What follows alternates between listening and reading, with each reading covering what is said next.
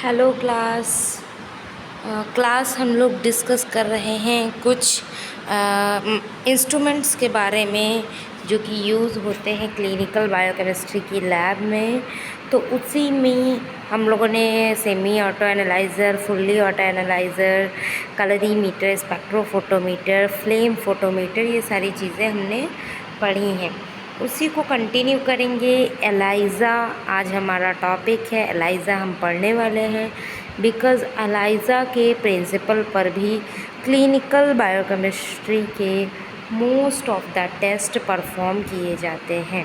ठीक है, तो ELISA is very important to perform the several test, जैसे कि इम्यूनोलॉजिकल टेस्ट होते हैं, जितने भी एंटीजन एंटीबॉडी रिएक्शंस होते हैं उनको हम लोग एलाइज़ा के थ्रू परफॉर्म करते हैं। तो एलाइज़ा के बारे में जानेंगे तो सबसे पहले देखेंगे एलाइज़ा क्या है। एलाइज़ा मीन्स एंजाइम लिंक्ड इम्यूनोसार्बेंट एसे।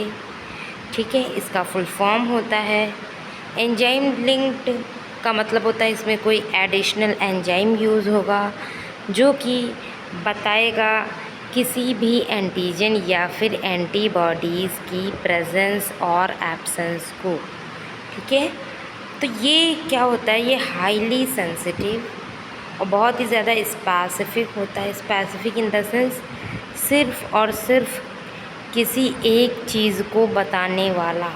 अगर हमें सीआरपी का पता लगाना हो, किसी के बॉडी में सीआरपी कितना है, तो ऐसा नहीं करेगा एलाइज़ा कि वो और किसी चीज़ को मेज़र करके सीआरपी के नाम पे बता दे, हमें कंफ्यूज कर दे। नहीं, ये बहुत ही ज़्यादा स्पेसिफिक होता है। ठीक है, तो अगर हम बात करें इसके लिए हम क्या सैंपल यूज़ कर सकते हैं या किन चीज़ों में एंटीजन एंटीबॉडीज़ का पता लगाएंगे हम लोग, तो इसके लिए आप सीरम यूज़ कर सकते हैं, प्लाज्मा यूज़ कर सकते हैं, urine, saliva, CSF, any body fluid ये हो सकता है सैंपल के तौर पर। ठीक है, यानी किसी भी बॉडी फ्लूइड के ऊपर हम एलाइज़ा परफॉर्म कर सकते हैं और वो हमें एग्जैक्ट रिज़ल्ट बता कर के दे देता है कि इसमें एंटीजन या एंटीबॉडी प्रेजेंस है या नहीं।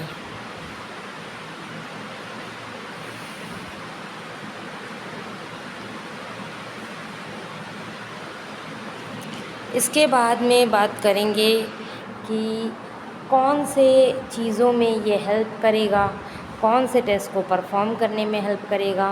तो ELISA is widely used test, जैसे कि ब्लड बैंक है, क्लिनिकल लैबोरेटरीज़ हैं, माइक्रोबायोलॉजी की लैब्स हैं, इम्यूनोलॉजी है, वायरोलॉजी, बायोटेक्नोलॉजी या फार्मास्यूटिकल्स इंडस्ट्रीज़ इनमें यूज़ होता है। ठीक है, इसके अलावा रिसर्च लैबोरेटरीज़ में भी एलाइज़ा यूज़ होता है। तो एलाइज़ा कॉमनली यूज़ होता है इन्फेक्शियस डिजीज़ का पता लगाने के लिए। हार्मोन्स की स्टडी भी इससे हम करते हैं, अमाउंट ऑफ हार्मोन भी चेक किया जाता है। ऑटो इम्यून डिसीज़ेज़, एलर्जी या कैंसर्स, इन सब को परफॉर्म करता है। तो अभी जब हम इसका प्रिंसिपल पढ़ेंगे तो आपको अच्छे से समझ में आएगा कि किस प्रिंसिपल पे ये एक्ट करता है।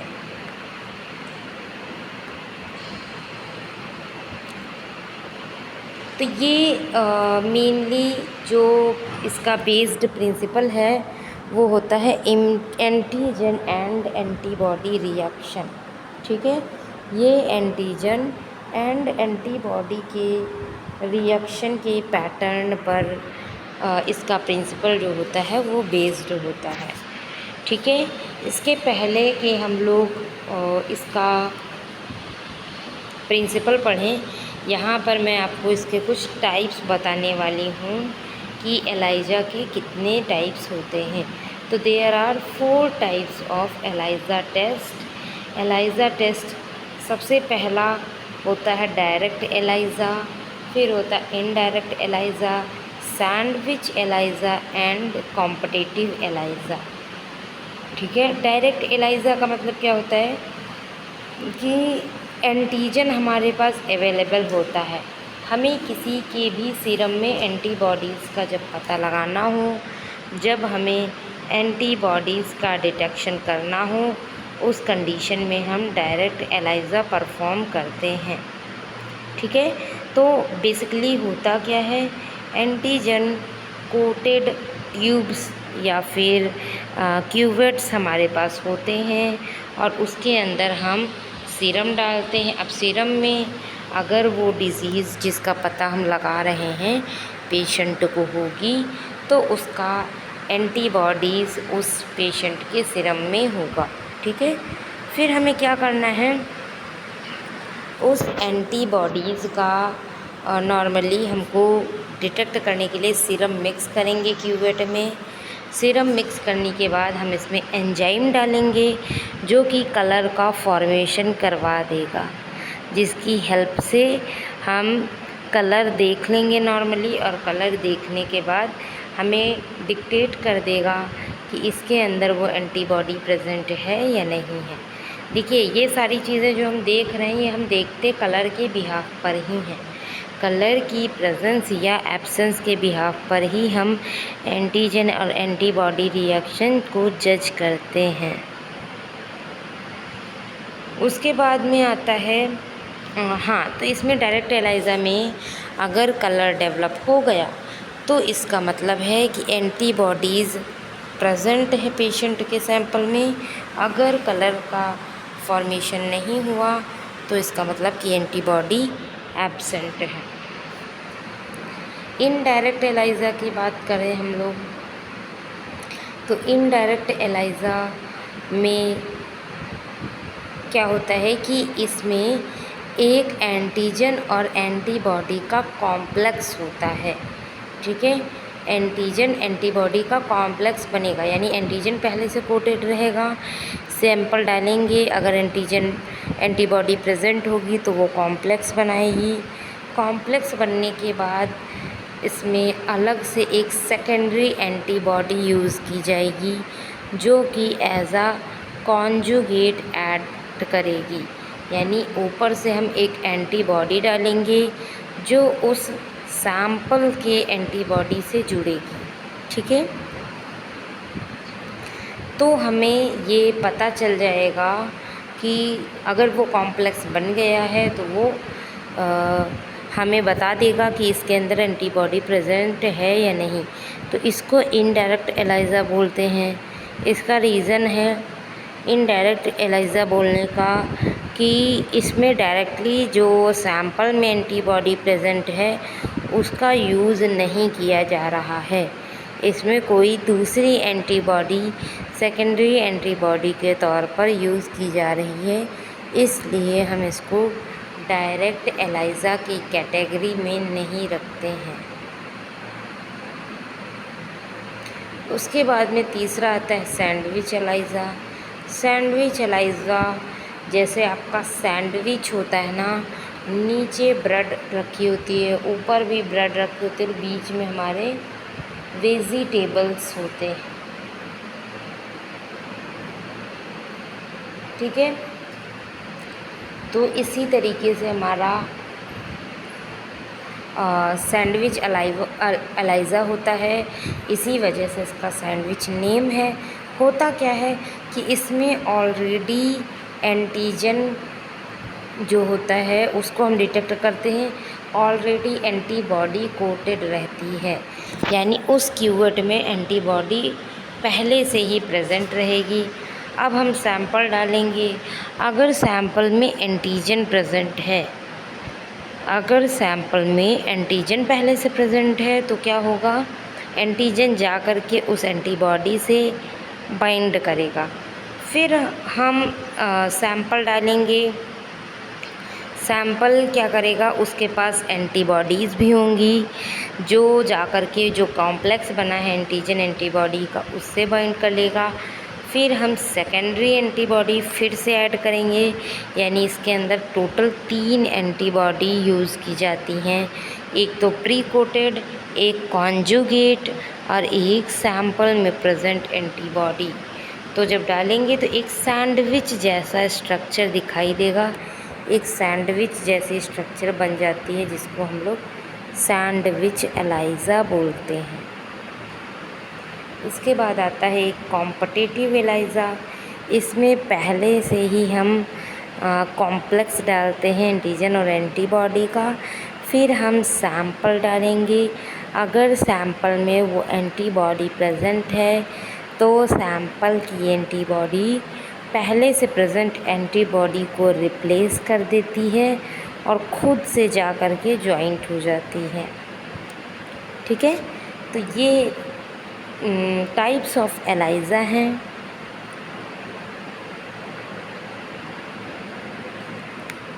चार टाइप के: direct, indirect, sandwich and competitive. ठीक है, अब हम लोग बात करेंगे इसके प्रिंसिपल पे। ये किस प्रिंसिपल पे बेस्ड होकर के अपना काम करता है। तो एलाइज़ा मेनली एंटीजन एंटीबॉडी रिएक्शन के प्रिंसिपल पर एक्ट करता है।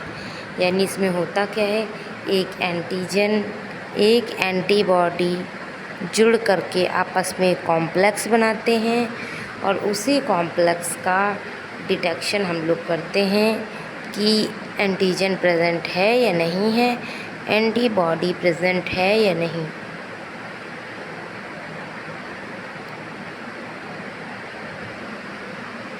तो प्रिंसिपल में क्या करते हैं कि या तो एंटीजन या तो एंटीबॉडी इम्बोलाइज कर दी जाती है माइक्रोटाइटर वेल में। माइक्रोटाइटर वेल क्या होता है वो अभी हम आगे पढ़ेंगे। माइक्रोटाइटर वेल का मतलब होता है एक छोटी छोटी क्यूवेट्स का बना हुआ सेट, जो कि एक माइक्रोटाइटर प्लेट में 96 वेल्स होती हैं। फिर इसमें हम पेशेंट का सैंपल ऐड करते हैं। ठीक है, अगर एंटीजन या एंटीबॉडी प्रेजेंट है उस सैंपल में तो ये डायरेक्टली जा कर के बाइंड कर लेगा।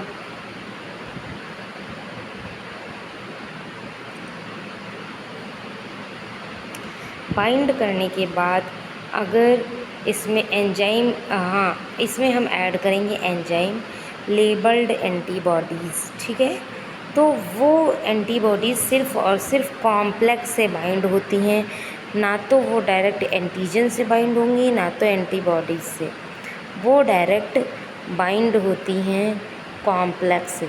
तो अगर एंटीजन और एंटीबॉडी का कॉम्प्लेक्स बना हुआ है तो वो जा कर के बाइंड कर लेंगी, अगर नहीं बना हुआ है तो नहीं बाइंड कर पाएंगी।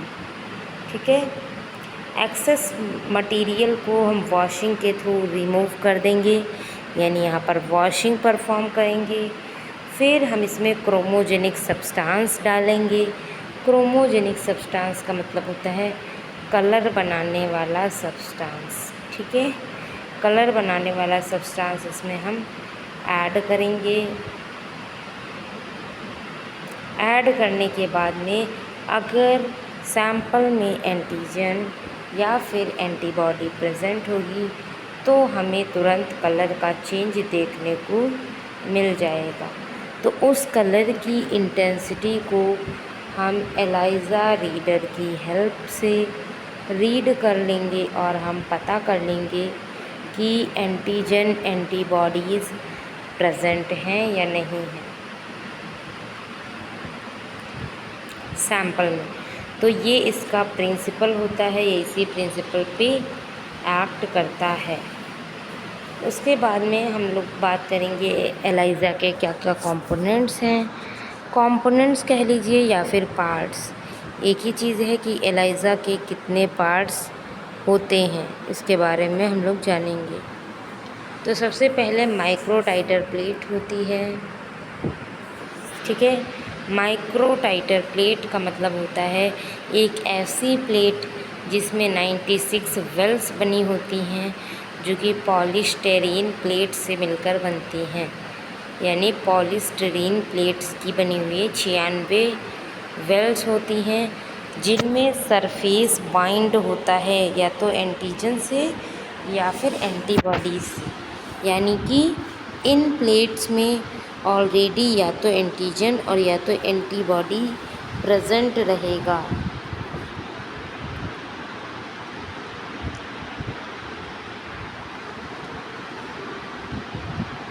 उसके बाद आता है एंटीजन। एंटीजन का मतलब होता है कि जो जिसकी कोटिंग होती है। अब वो एंटीजन कुछ भी हो सकता है, वायरल प्रोटीन्स हो सकती हैं, बैक्टीरियल टॉक्सिन्स हो सकते हैं, हार्मोन्स हो सकते हैं, एंटीबॉडीज़ हो सकती हैं, कुछ भी हो सकती हैं। एंटीबॉडीज़ ज़्यादातर जैसे एंटीजन कोटेड होते हैं, वैसे ही कुछ वेल्स एंटीबॉडीज़ की कोटिंग की भी आती हैं। इसमें नॉर्मली जो एंटीबॉडीज़ होती हैं उनकी कोटिंग की जाती है, 2 तरीके की हो सकती हैं, प्राइमरी एंड सेकेंडरी।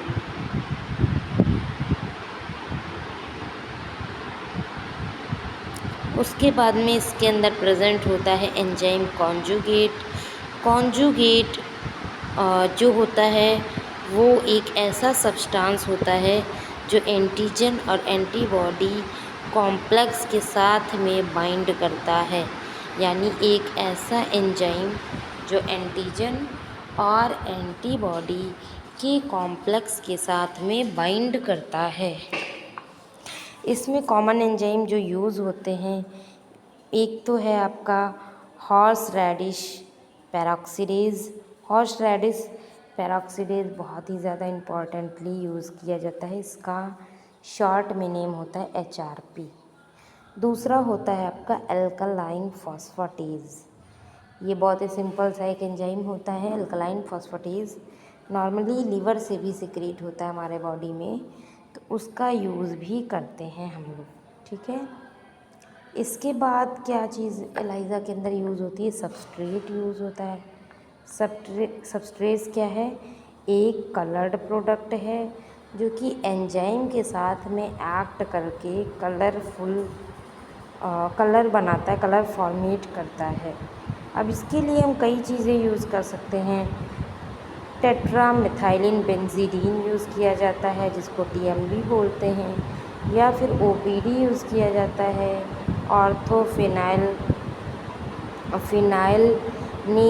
निडेडियामाइन यूज़ होता है, फिनाइलनेडियामाइन ये ऑर्थो यूज़ होता है तो OPD इसको बोलते हैं। या फिर PNPP यूज़ होता है LP के लिए, अल्कलाइन फॉस्फेटेज़ के लिए PNPP यूज़ होता है। तो नॉर्मली ये सबस्ट्रेट हैं जो कि कलर का फॉर्मेशन कराते हैं।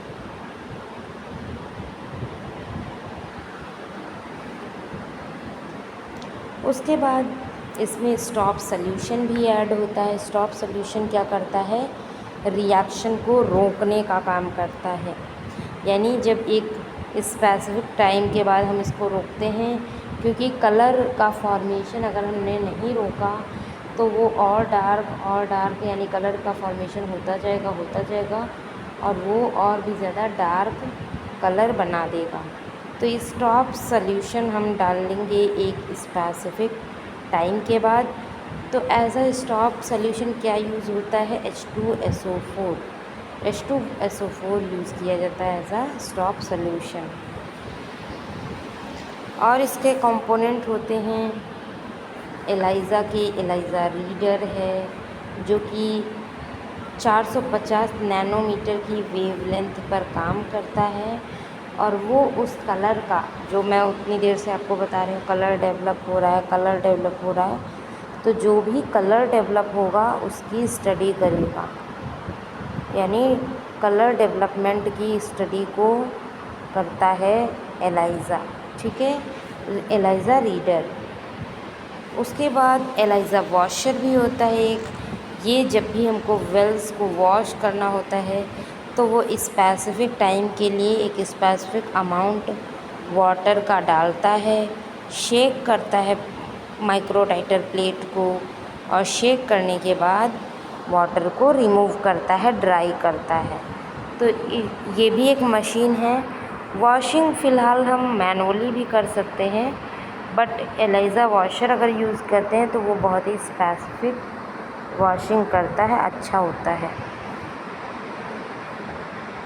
उसके बाद हम लोग को पढ़ना है टाइप्स ऑफ एलाइज़ा, जो कि अभी मैंने ऊपर आपको बताया था। उसी को यहाँ पर थोड़ा थोड़ा सा आपको लिखा है, तो रिवाइज़ करना है। बट इसके पहले कि हम लोग एलाइज़ा के टाइप्स पढ़ें, मैं आपको कुछ इम्पॉर्टेंट इन्फॉर्मेशन दूँगी।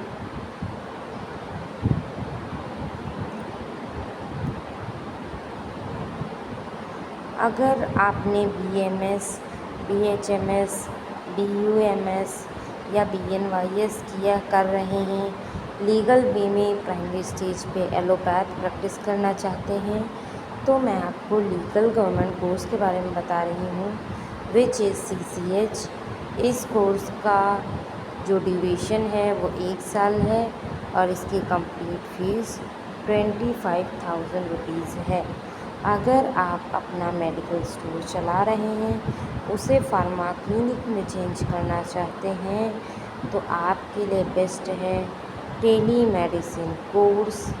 इसमें आपको बताया जाएगा कैसे आप अपने मेडिकल स्टोर को कॉरपोरेट मेडिकल स्टोर से बेहतर कर सकते हैं और हेल्थ केयर का इकोसिस्टम डेवलपमेंट कर सकते हैं। इसमें आप डॉक्टर से audio call and video call पर कनेक्ट हो सकते हैं। इस कोर्स की कंप्लीट फ़ीस 25,000 रुपीज़ है। अगर आप इस कोर्स को करने के लिए इंटरेस्टेड हैं तो हमारे दिए गए नंबर पर कॉल कर सकते हैं। इसके बाद हम लोग बात करेंगे टाइप्स ऑफ एलाइज़ा, जिसमें अभी मैंने आपको पढ़ाया है, उसको थोड़ा सा रिवाइज़ कर लेंगे। पहला है डायरेक्ट एलाइज़ा। डायरेक्ट एलाइज़ा का मतलब होता है कि इसमें एंटीजन कोटेड रहता है प्लेट पे और एंटीबॉडीज़ हम लोग यहाँ पर ऐड करते हैं, जो कि डायरेक्टली एंटीजन से जा कर के बाइंड करता है। इसका एडवांटेज ये है कि बहुत ही सिंपल है, फास्ट है और कुछ ही स्टेप्स की नीड है, लेकिन इसकी जो सेंसिटिविटी है वो थोड़ा सा कम होती है। उसके बाद हम लोग बात करेंगे इनडायरेक्ट एलाइज़ा की। इनडायरेक्ट एलाइज़ा क्या है? इसमें एंटीजन कोटेड रहता है प्लेट पे, पेशेंट की एंटीबॉडी बाइंड करती हैं, फिर हम इसमें सेकेंडरी एंटीबॉडी भी ऐड करते हैं ताकि वो पेशेंट की एंटीबॉडी से बाइंड करें। इसकी सेंसिटिविटी डायरेक्ट एलाइज़ा के कंपैरिजन में थोड़ा सा ज़्यादा होती है, इकोनॉमिकल है, फ्लैक्सिबल है, लेकिन इसका डिसएडवांटेज ये है कि ये काफ़ी ज़्यादा स्टेप्स को फॉलो करता है, यानी इसके अंदर कई सारे स्टेप्स आ जाते हैं। तीसरा है हमारा सैंडविच एलाइज़ा। सैंडविच एलाइज़ा मतलब नीचे भी एंटीबॉडी रहेगी, ऊपर भी एंटीबॉडी रहेगी और बीच में एंटीजन होगा।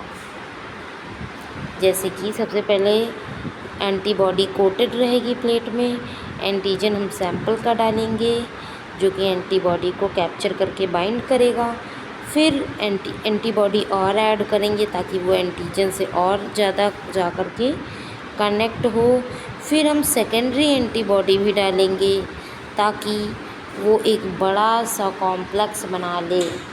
ठीक है, इसकी स्पेसिफिसिटी थोड़ा हाई है, ये ज़्यादा सेंसिटिव है in comparison to indirect and direct ELISA, ज़्यादा सेंसिटिव है लेकिन थोड़ा महंगा होता है, यानी काफ़ी ज़्यादा एक्सपेंसिव है। ठीक है, लेकिन सेंसिटिव बहुत ज़्यादा है, बहुत अच्छा टेस्ट होता है। चौथा है हमारा कॉम्पिटिटिव एलाइज़ा। ठीक है, इसमें जो सैंपल के एंटीजन्स हैं वो compete करके एक एंटीबॉडीज़ को हटा करके दूसरी सैंपल की एंटीबॉडी उससे ऐड होती है। इस वजह से इसकी जो इंटेंसिटी है वो थोड़ा सा कलर की कम बनती है। ठीक है, तो यहाँ पर नॉर्मली क्या होता है, सैंपल में एंटीजन होता है जो कि लेबल्ड एंटीजन से एंटीबॉडी बाइंड होगी। अगर पहले से बाइंड रहेगी एंटीबॉडी तो उसको हटा करके दोबारा सैंपल की एंटीबॉडी जा कर के बाइंड कर लेगी। ठीक, तो ये इसके जो है प्रिंसिपल हुआ। एडवांटेज इसका यही है कि ये सूटेबल है स्मॉल मॉलिक्यूल्स के लिए, जैसे हार्मोन्स, ड्रग्स, इनकी सबकी भी एनालिसिस ये बता देता है। यानी अगर कोई हार्मोन है, एंजाइम है, छोटे छोटे साइज का कोई सब्सटेंस है तो उसको भी हम आराम से इसमें देख सकते हैं। लेकिन इसके कुछ डिसएडवांटेज भी हैं, जैसे कि ये ज़्यादा कॉम्प्लेक्स है और इसका ऑप्टिमाइजेशन करना थोड़ा सा टफ़ होता है, टफ़ ऑप्टिमाइजेशन इसका होता है। ठीक है, अब हम लोग बात करेंगे इसके वर्किंग प्रोसीजर की। तो वर्किंग प्रोसीजर इसका क्या है, एंटीजन एंटीबॉडी कोटेड वेल रहेगी, इंक्यूबेट करेंगे हम इसमें सैंपल डाल करके, ताकि जो सैंपल हमने डाला है वो एंटीजन या एंटीबॉडी से बाइंड करे। फिर हमको वॉश करना है ताकि अनबाउंड मटेरियल या अगर कोई एक्सेस अमाउंट का मटेरियल है उसको रिमूव कर सकें। पेशेंट का सैंपल ऐड करेंगे, फिर इंक्यूबेट करेंगे, फिर वॉशिंग करेंगे, एंजाइम्स एंड अनकंजुगेटेड एंटीबॉडीज़ को ऐड करेंगे, दोबारा से इंक्यूबेट करेंगे, फिर वॉश करेंगे और देन सबस्ट्रेट ऐड करके कलर को डेवलपमेंट करने देंगे। कलर का डेवलपमेंट यहाँ पर स्टार्ट हो जाएगा। अब धीरे धीरे स्टॉप सॉल्यूशन ऐड कर देंगे ताकि जो कलर का कॉम्प्लेक्शन बन रहा है वो ना बने, और थोड़ी देर के बाद जो कलर बना हुआ है, जो कलर आ गया है, उसको हम एलाइज़ा रीडर मशीन में रीड कर लेंगे। एलाइज़ा रीडर का मेन यूज़ इसकी रीडिंग करना ही होता है। ठीक है, तो ये स्टेप्स हैं, इन स्टेप्स को फॉलो करके आप एलाइज़ा परफॉर्म कर सकते हैं। एलाइज़ा रीडर, एलाइज़ा वॉशर, ये सारी चीज़ें आपको चाहिए एलाइज़ा परफॉर्म करने के लिए। ठीक है, उसके बाद हम लोगों को पढ़ना है इसका एप्लीकेशन, कौन कौन सी डिज़ीज़ का पता लगाता है, किन किन टेस्ट में यूज़ किया जाता है, तो उसके बारे में हम लोग डिस्कस करेंगे अपनी अगली क्लास में। आज की क्लास को यहीं तक रखते हैं। Okay, thank you class.